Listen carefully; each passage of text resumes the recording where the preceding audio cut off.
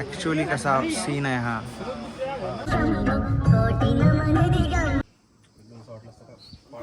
तुंगनाथचा trek करायला तर आम्ही खूप एक्साइटेड होतो. अरे मंदिर आहे कुठं?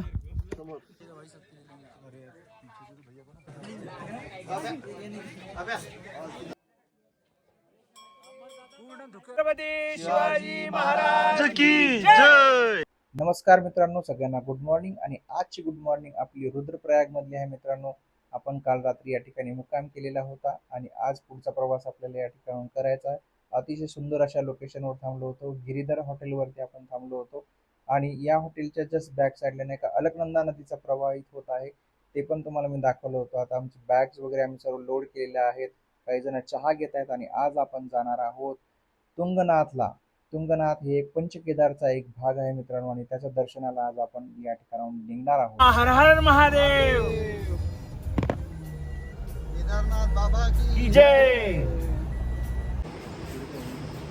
तर मित्रांनो, आपण रुद्रप्रयागला आलेलो होतो आणि इथून आता आपण निघालेलो आहोत. रुद्रप्रयागला मित्रांनो 2 नद्यांचा संगम आहे.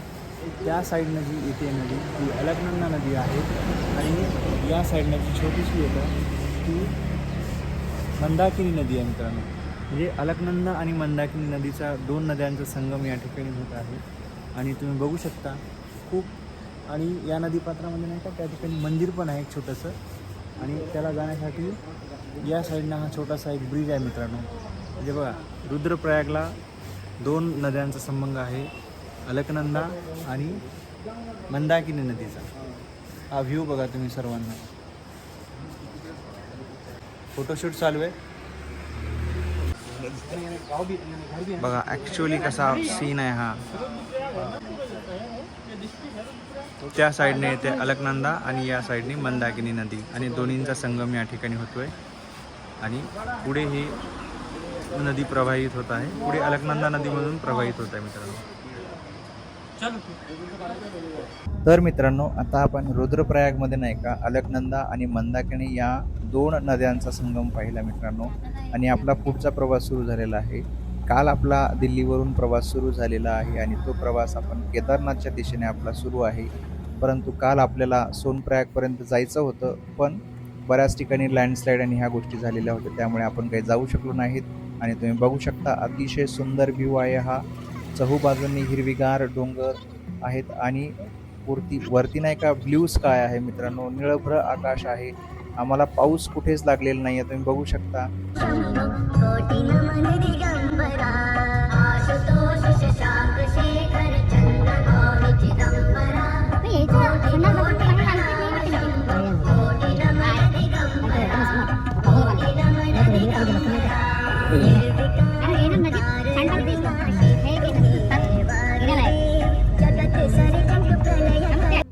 तर मित्र हो, तुम्ही बघू शकता रस्ते किती अरुंद आहेत नाही का. 2 वाहने सुद्धा जाऊ शकत नाहीत, इतके लहान रस्ते आहेत. आणि बाजूलाच मंदाकिनी नदीचा प्रवाह आहे मित्रांनो, त्यामुळे वाहने या ठिकाणी खूप सावकाश काळजीपूर्वकच चालवावं लागतात आपल्याला. आणि आता आम्ही तुंगनाथच्या दिशेने पुढे निघत आहोत. आता समोर एक पॉईंट येणार आहे आपल्याला, तिथून आपल्याला केदारनाथकडे पण जाता येतं आणि तुंगनाथ म्हणजेच बद्रीनाथकडे जाणारा हा एक मधला मार्ग आहे, उखीमठच्या मार्गे. हा खूप अरुंद रस्ता आहे आणि या रस्त्यानं जाणं थोडंसं रिस्की असतं, त्यामुळे पावसाळ्यामध्ये हा रस्ता बंद पण केला जातो, कारण खूप सारे लँडस्लाईड या रस्त्याने होऊ शकतात. तुम्ही बघू शकता किती हा अरुंद रस्ता आहे नाही का. पण हा रस्ता जरी अरुंद असला मित्रांनो, तरी बाबा तुंगनाथाच्या दर्शनाला आपल्याला याच रस्त्याने जायचं आहे. डोंगराच्या कपारीतून जशी आता आपण गाडी घेतली तसंच आपल्याला या रस्त्यानं सीन्स बघायला मिळणार आहेत. आपण थोड्याच वेळात उखीमठला आता पोहोचत आहोत. उखीमठ ही आता समोर दिसते आपल्याला, जे आपल्याला घरं वगैरे दिसत आहेत आणि छोटे छोटे धबधबे पण आपल्याला या ठिकाणी दिसत आहेत. उखीमठला पोहोचल्यानंतर आता आम्ही मस्तपैकी नाश्ता पण या ठिकाणी करणार आहोत. आणि नाश्त्याचं ठिकाण आम्हाला जस्ट मिळालं होतं, आणि मिळाल्यानंतर एक सुंदर असं ठिकाण होतं या ठिकाणी, तुम्ही बघू शकता. आणि तिथे पोहोचल्यानंतर जे निसर्गाचं सौंदर्य आम्हाला दिसलं, तर बरेच जण नाही का आता जसं अभिजित, आशिष फोटो काढण्यापासून तर काही म्हणजे स्वतःला थांबवू शकले नाही. तर मित्रांनो, आपण तुंगनाथला निघालेलो होतो आणि तुंगनाथला जात असताना आपण उखीमठ आता जस्ट क्रॉस केलेला आहे मित्रांनो. आणि तुम्ही बघू शकता पूर्ण डोंगरामधून आपण जातो आहे आणि एकदम हाय पॉईंटला आहेत आपण सध्या. तुम्ही बघू शकता या ठिकाणी पाठीमागे नाही का. आणि इथून आता ओखीमठवरून आपल्याला तुंगनाथ इथून जवळपास 25 किलोमीटर अजून बाकी आहे. आणि आम्ही या ठिकाणी नाश्त्यासाठी थांबलेलो आहोत. आणि तुम्ही बघा थोडा थोडा नदीचा पण आपल्याला आवाज येतो या ठिकाणी. खाली नदी आहे ते बघा. आणि एकदम स्वच्छ असे झरणे म्हणजे धबधबे भरपूर आपल्याला या ठिकाणी दिसत आहेत. तर असा एकंदरीत हा पूर्ण निसर्गाचं सौंदर्य या ठिकाणी आपल्याला बघायला मिळेल मित्रांनो. हे बघा निरभ्र आकाश. आमचं नशीब जरा चांगलं आहे. आम्ही जेव्हापासनं यात्रा सुरू केली तेव्हापासनं पाऊस काय अजून एवढ्या प्रमाणात लागलेला नाही आम्हाला. आणि हे बघा ही डोंगर रांग आणि हे बघा पूर्ण झिकझॅक रस्ते, दूरपर्यंत नजर जाईल तिथपर्यंत. आणि इथे जी वस्ती आहे मित्रांनो हे बघा सर्वजण असे डोंगरावरती जाऊन राहिलेले आहेत. हे बघा दूरपर्यंत घरे दिसत आहेत.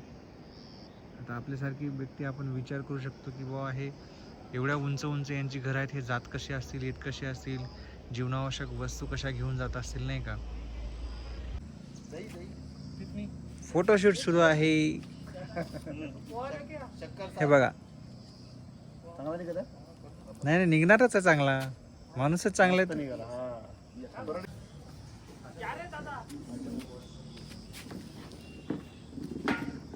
व्हिडिओ सुरू आहे आपला. अच्छा म्हटलं फोटो तुम्ही थँक्यू. बाबा कुठं आश्रम आहे का तुम्ही फ्रेम मध्ये दिसता का. अरे हा ना मी तुम्ही जीवन ते दिख रहा है क्या. एकदम असं वाटलं असतं का कॅप नाही करू शकत ना गोष्ट वेगळी आहे. तो कम्प्युटरचे होते कॅप काढला का सब रात खुल जाते.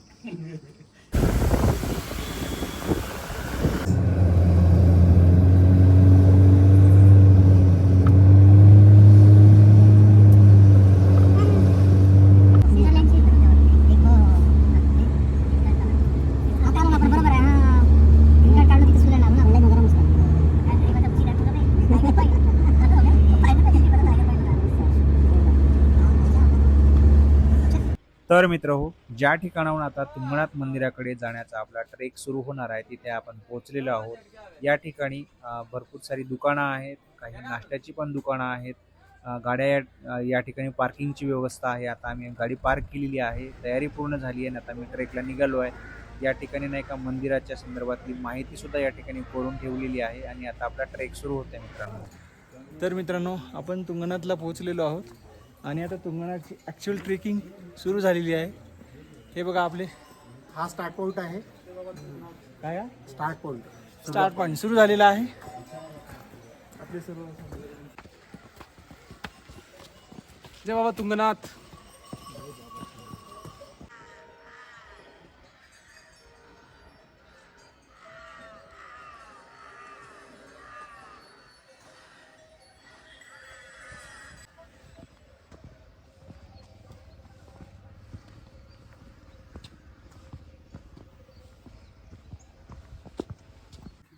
मित्रांनो ट्रॅक सुरू होऊन थोडाच वेळ झाला आहे पण हवा टाईट आहे.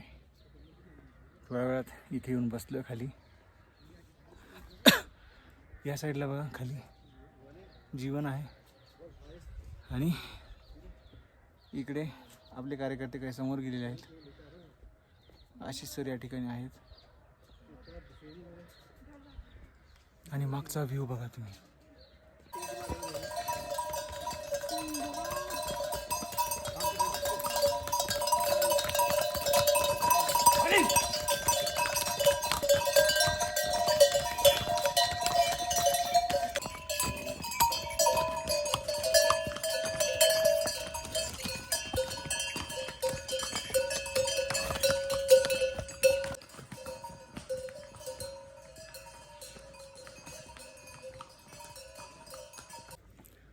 तर हे बघा सर्वजण हळूहळू वर गेलेत पण मी जरा मागे आहे.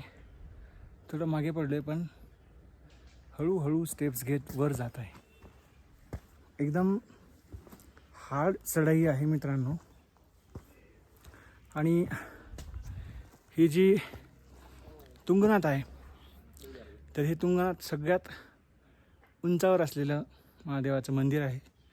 याला मिनी स्वित्झर्लंडसुद्धा म्हणतात.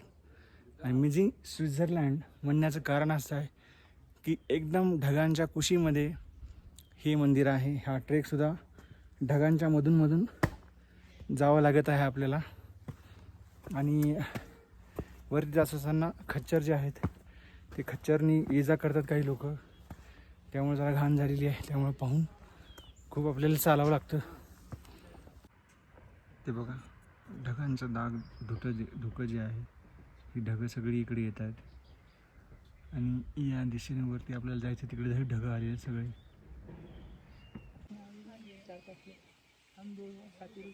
वो आगे बढ़ गए हैं. हमारा भी ऐसा ही है. तीन आगे है, दो घोड़े में गए। 3 जन घोड़े पे गए और 3 जन, मेरी बेटी है वो आगे चल के निकल गई मेरे दोस्त के साथ, वाइफ है, हम दो पीछे हैं. मित्र हो, ट्रेकिंगच्या दरम्यान नाही का आत्ताच आम्हाला गुजरातवरून आलेली एक फॅमिली मिळाली होती. त्यांच्यासोबत आम्ही गप्पा गोष्टी केल्या आणि ते करत असताना हे छोटे छोटे जे झरणे आहेत, धबधबे नाही का छोट्या स्वरूपातले, ते पण आपल्याला या ठिकाणी दिसत आहेत. दाट धुकं वरच्या साईडला जात होतं आणि ते बघायला खूप मन या ठिकाणी प्रसन्न होतं. आणि हे असे छोटे छोटे धबधबे म्हणा किंवा डोंगरावरून येणारं पाणी या ठिकाणी आपल्या सर्वांना दिसत आहे. आणि जसं जसं आम्ही पुढे जात होतो तसं तसं नाही का मिनी स्वित्झर्लंड जे म्हणलं जातं तुंगनाथला, ते तुम्हाला या ठिकाणी दिसत आहे. मित्रांनो, किती सुंदर हा व्ह्यू आहे. ढगांच्या पलीकडे डोंगर आहेत. जसं ऊन पडत आहे तसं तसं त्याचं जे सौंदर्य आहे ते एकदम स्वच्छ सुंदर असं आपल्याला दिसत आहे या ठिकाणी. आणि हा ट्रेक बघा तुम्ही, आपल्याला वरच्या साईडला अजून जायचं आहे. पूर्णतः 90 डिग्री अँगलमध्ये असलेला हा ट्रेक आहे. मित्रांनो, तुंगनाथचा ट्रेक करायला तर आम्ही खूप एक्सायटेड होतो सर्वजण. आणि एक्साइटमेंटमध्ये आपण ट्रेक सुरू पण केला. 4.5 किलोमीटरचा जवळपास ट्रेक आहे. आणि आता 1.5 तास होऊन गेलेला आहे चालत आहे आम्ही. 50% वर हे झालं आहे. 10-20 मीटर, 50 मीटर, 30 मीटर, 40 मीटरच्या अंतरावर थांबावं लागतं आहे. कारण सरळ तुम्ही बघू शकता एकदम सरळ सरळ डोंगरावर जात आहे आपण. आणि या साईडला पूर्ण धुकं आहे.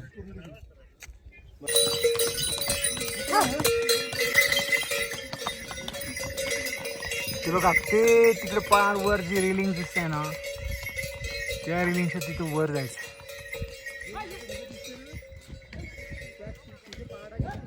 हे आपले गुजरातवरून आलेले मित्र आहेत. पहली बार आए ना? हाँ फर्स्ट टाइम. आओ कभी गुजरात आप भी. यस, आएंगे आएंगे. नडियाद में आओ गुजरात में. यस यस हम नडियाद से है भैया. यस. आओ नडियाद में.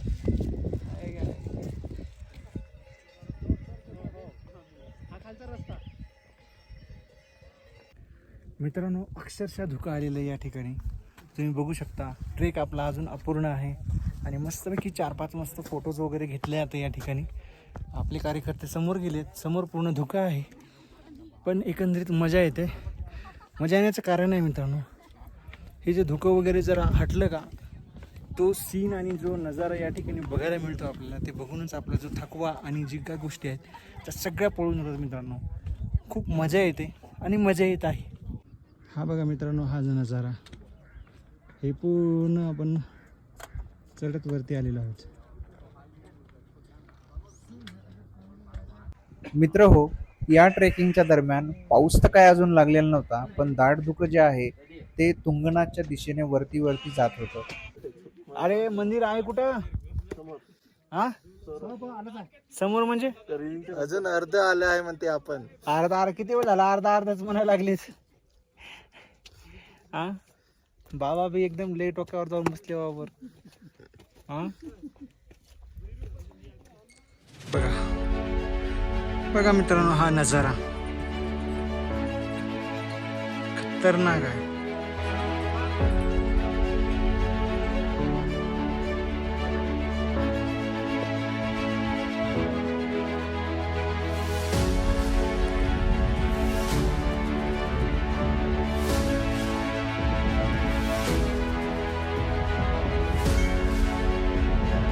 तर मित्र हो, अथक प्रयत्नानंतर नाही का परिश्रम घेतले आम्ही आणि जवळपास 4.5 किलोमीटरचा कठीण असा असलेला ट्रेक कंप्लीट करून बाबा तुंगनाथच्या जवळ आपण या ठिकाणी पोहोचलेलो आहोत मित्रांनो. जय बाबा तुंगनाथ. तुंगनाथ मंदिर हे पंचकेदार मधलं तिसरं मंदिर आहे मित्रांनो. समुद्र सपाटीपासून जवळपास 3680 मीटर उंच हे मंदिर आहे मित्रांनो आणि जगातील सर्वात उंच मंदिर. मी पोहोचेपर्यंत आपले सर्व जे मित्र होते ते या ठिकाणी पोहोचलेले होते. त्यांनी दर्शनासाठी जाण्यासाठी पूजेची थाळी पण घेतलेली होती आणि ती थाळी घेऊन मी पण या ठिकाणी फोटो काढून घेतला आणि एक व्हिडिओ पण केला आणि हे सर्व घेऊन आम्ही आता दर्शनाला निघालेलो आहोत मित्रांनो. जय बाबा तुंगनाथ. येत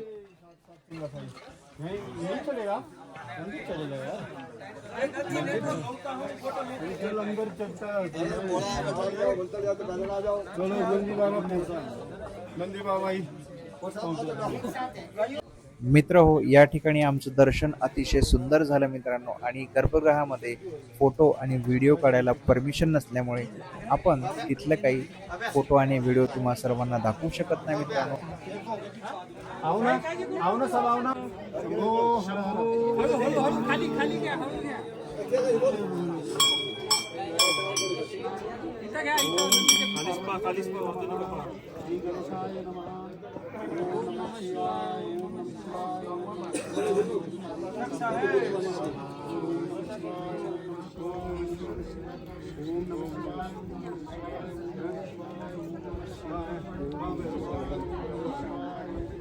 वीडियो पण करते, फोटो भी निकाल देते.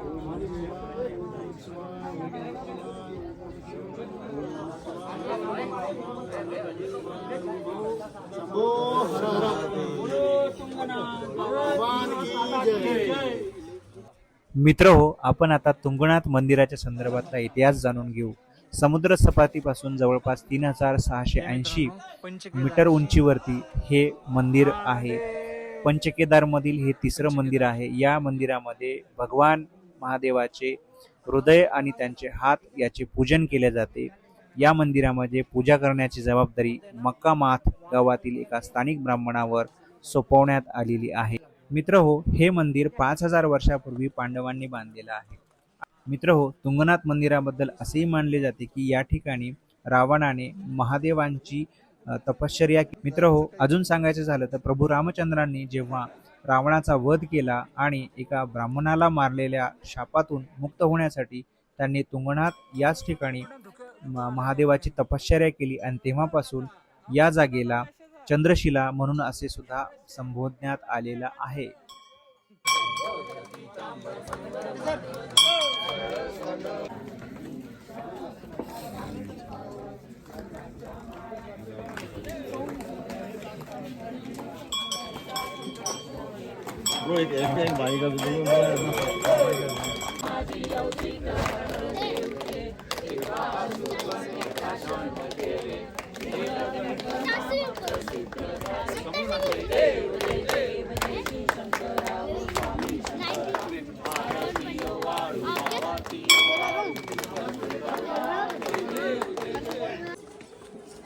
ये कितने का है? 50. सीधा 50 ही बोल. सारी 50 की हाँ? कोई भी देखो ऐसा नहीं रहता, 50 के 4-5 देना पड़ता है. सब 50 में 4 का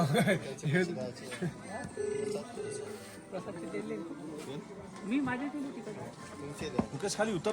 तर मित्रांनो, आता या दुकानातून नाही का आपण थोडीशी खरेदी केली.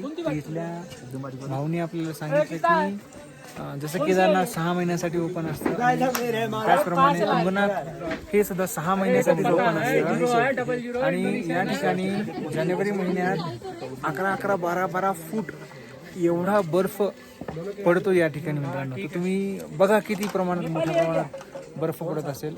आणि हे त्या कालावधीत नाही का, हे यांचं जे गाव आहे खाली त्या ठिकाणी चालले जातात.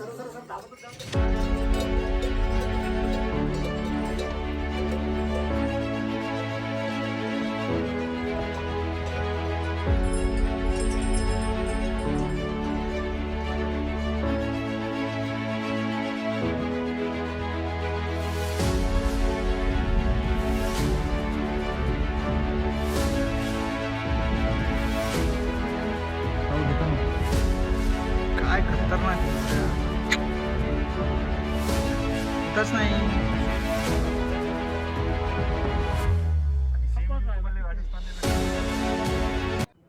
असं बाबा म्हणा लागते मग थोड्या वेळानंतर. बाटल आणली का? पाणी बाटल आहे? हे बघा. नमस्कार मित्रांनो, मी अभिजित दातारकर, श्री चाटे यांच्या चॅनलवर व्लॉग करताय. आज आम्ही कुठे गेलो होतो? तुंगनाथ. बाबा तुंगनाथच्या इथे दर्शनासाठी गेलो होतो. आडवा घे ना.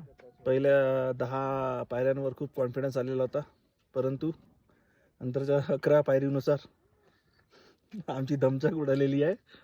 हर महादेव. जय शिवशंकर. जय भोलेनाथ. जय भोलेनाथ. शंभो हर हर.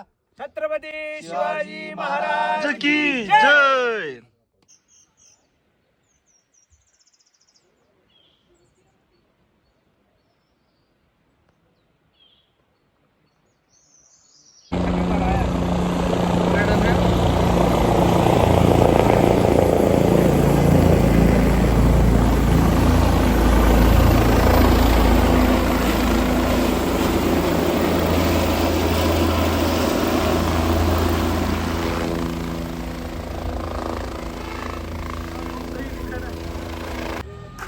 तर मित्रांनो, आपल्याला तुंगनाथचं दर्शन झालं. त्यानंतर आम्ही खाली मस्त उतरलो आणि पुढे मग आता गुप्तकाशीच्या समोर जस्ट निघालेलो आहेत. आमच्यापैकी एका जणाचं हेलिकॉप्टर आहे, ते आपले अमित भाऊ. ओ अमित भाऊ, हां, हे हेलिकॉप्टरनं जाणार आहेत. त्यांचं हेलिकॉप्टर आताच बघितलं आम्ही कसं आलं काय. हेलिकॉप्टरचे ड्रायव्हर आहे पण सांगितलं तुम्ही? हां हो, यांचं हेलिकॉप्टरची कंपनी आहे, तर ते उद्या स्वतःच उडवून घेऊन जाणार आहेत. तर आता बघा तुम्ही मित्रांनो, हा डोंगर बघा, याचे दगड जे आहेत हे असे हे झालेत की ते कधीही खाली पडू शकतात. या स्थितीमध्ये आहेत ते दगड. तुम्हाला दाखवतो मी. हे बघा, म्हणजे हे जे दगड आहेत हे कधी पण पडू शकतात. ह्या इथं बघा आता जाम लागला आहे. म्हणजे असं सांगितलं आहे की समोर काहीतरी मोठा दगड पडला आहे आणि तो दगड पडल्यामुळं इथं जाम लागलेला आहे, असं गुप्तकाशीमध्ये सांगितलं आम्हाला 1-2 जणांनी. तिथून समोर फाटा गाव आहे, त्या फाट्याच्या तिथं. तर आता आम्ही टेस्ट चेक करायला चाललो. नेमकं काय झालं इथं, अशी परिस्थिती आहे. आता आपल्याला सोनप्रयागला पोहोचायचं आहे. बघू, खाली बघितलं तर चक्कर येते मित्रांनो. म्हणजे तुम्ही जर असले आता एकदम काठानं आपण चाललो. हे बघा, माझ्या बाजूला एक फक्त रेलिंग आहे, त्यानंतर पूर्ण खाली खोल दरी आहे आणि हे क्रॉस करत खाली बघितलं तुम्हाला चक्करच येणार आहे. असं हे बघा, असं ट्रॅफिक जाम झाले. बघतो आता तिकडे काय झाले. हे बघा, समोर बघेल तिथे लांब सगळी रांग आपली लागली, सगळे जाम झाले आणि हाच रस्ता सोनप्रयागला जातो आहे मित्रांनो. आणि हा जर रस्ता बंद झाला तर आपल्याला सोनप्रयागला जायला खूप अवघड होणार आहे नाहीत. आणि आपण जर वेळेत सोनप्रयागला आज पोहोचलो नाही तर आपल्याला उद्या सकाळी केदारनाथचा ट्रेक करायला खूप अडचणी येणार आहे. आणि उद्या संध्याकाळपर्यंत तरी आपण केदारनाथमध्ये पोहोचलो पाहिजे. त्यानंतरच दर्शन घेऊन नेक्स्ट डेला आपल्याला खाली रिटर्न येता येईल. मी काय केलं आता गाडीचं कंट्रोल सुटलं. काय माणसं आहेत लोक, 4 व्हीलर बरोबर चालवत नाहीत, काही नाही. हेलिकॉप्टर आहे, तुम्हाला दाखवतो मी.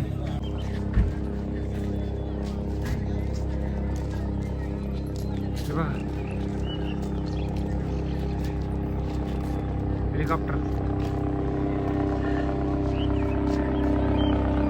हे गुप्तकाशीवरून केदारनाथ जाते मित्रांनो.